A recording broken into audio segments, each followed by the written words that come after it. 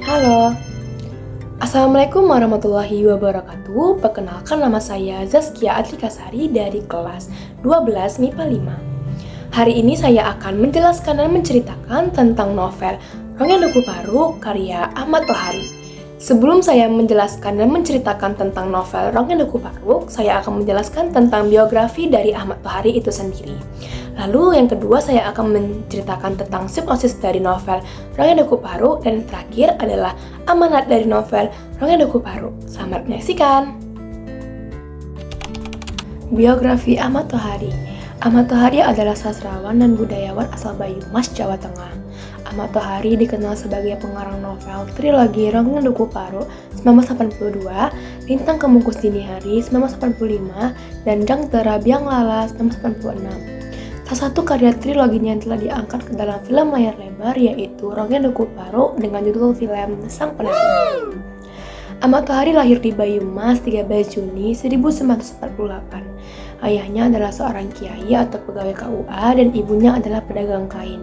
Sejak remaja, Ahmad Tohari memang hobi menulis dan membaca. Ketika duduk di bangku SMA, Ahmad Tohari sudah memiliki ketertarikan dalam bidang tulis-menulis.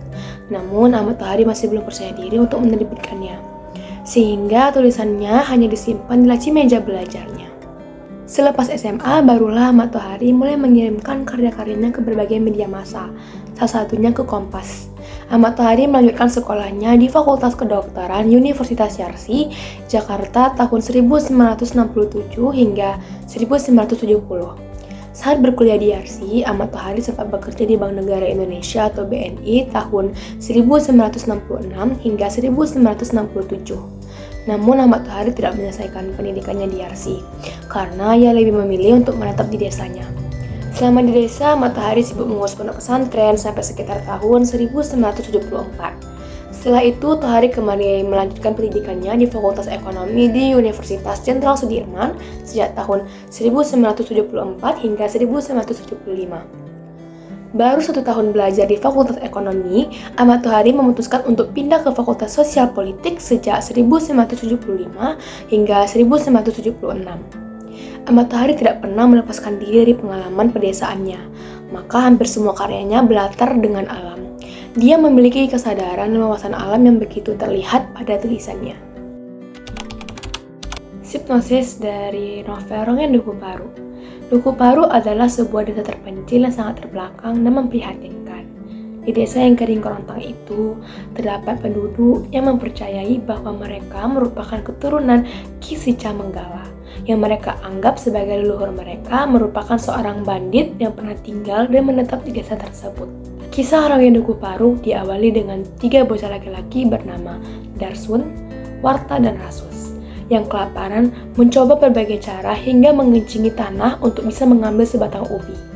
Setelah itu, ia melihat gadis sedang duduk di bawah pohon sambil bersenandung. Dia adalah Srintil.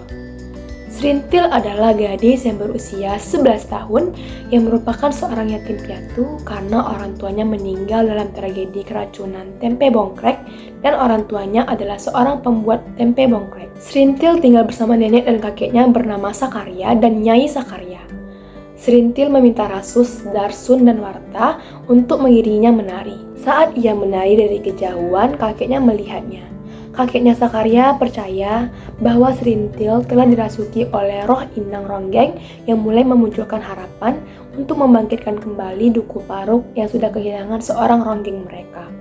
Melihat hal itu, Sakarya memutuskan untuk menyerahkan Srintil kepada dukun ronggeng bernama Kertareja untuk dilatih menjadi seorang ronggeng. Kabar munculnya seorang ronggeng di Duku Paru itu kembali membuat masyarakat desa tersebut bahagia. Untuk menjadi seorang ronggeng, Srintil harus melewati berbagai macam tahapan, seperti harus menari beberapa ronde di setiap malam, mandi kembang di makam Ki Sica Menggala, hingga melakukan ritual malam buka kelabu. Ritual malam buka kelabu adalah ritual di mana seorang ronggeng harus melepaskan keperawanannya kepada laki-laki yang memenuhi syarat yang ditentukan. Rasus tidak suka dan tidak terima melihat Srintil, gadis yang dicintainya, harus melewati ritual tersebut.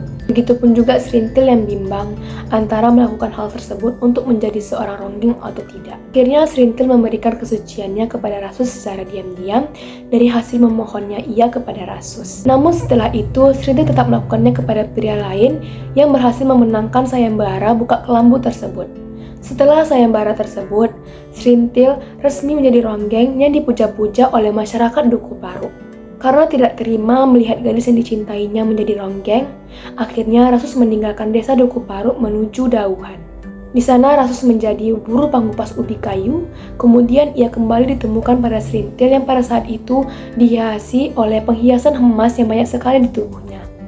Setelah saat itu, Rasus bertemu dengan Sersan Slamet yang bertugas untuk menangkap perampok di sekitar sana dan melayani para tentara yang ada di dekat pasar Dauhan. Karena kegigihan dan usahanya, Rasus kemudian diangkat menjadi tentara. Setelah lama menjadi ronggeng, menari dan bertayub dengan para lelaki, Srintil merasa jenuh menjadi ronggeng.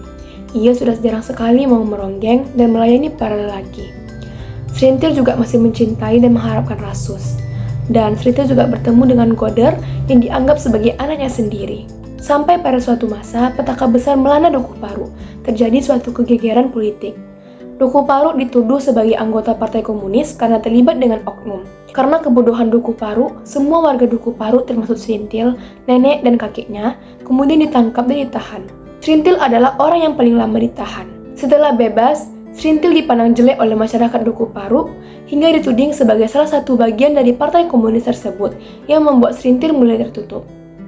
Hingga ia bertemu dengan seorang lelaki bernama Bajus dan menaruh harapan padanya karena Bajus selalu memberikan perhatian padanya. Namun hal itu sirna setelah mengetahui bahwa Bajus memiliki rencana jahat untuk memberikan Srintil kepada bosnya agar ia bisa mendapat proyek yang diinginkannya. Mengetahui hal itu, Srintil menjadi terpukul karena terlalu terayu pada Bajus. Semenjak saat itu, Srintil yang dulu sangat dipuja dan dibanggakan masyarakat Duku Paru mulai kehilangan jati diri dan akal sehatnya yang akhirnya Srintil menjadi gangguan jiwa. Sudah tidak ada perhatian dari orang untuk dirinya, kecuali neneknya dan Rasus yang baru kembali dari menjalankan tugasnya sebagai tentara dan mau merawat Srintil. Melihat kondisi Srintil memprihatinkan, Rasus merasa Srintil tanggung jawabnya hingga membawa Srintil ke rumah sakit tentara untuk diobati. Srintil selalu meminta Rasus untuk menikahinya, namun Rasus tak pernah bisa menjawabnya walaupun ia masih ada rasa cinta di dalam dirinya. Amanat dari novel ini adalah pendidikan sangat penting dalam kehidupan kita. Bila tidak ada pendidikan, kita akan mudah terhasut oleh hal-hal yang tidak kita kenali dan akan menjadi kolot. Akan hal-hal baru memegang budaya dengan kuat, memang bagus. Namun harus diseimbangi dengan pendidikan yang ada agar kita dapat menjunjung tinggi jati diri yang kita miliki. Sekian dari saya, apabila ada kesalahan kata mohon dimaafkan. Wassalamualaikum warahmatullahi wabarakatuh. Dadah.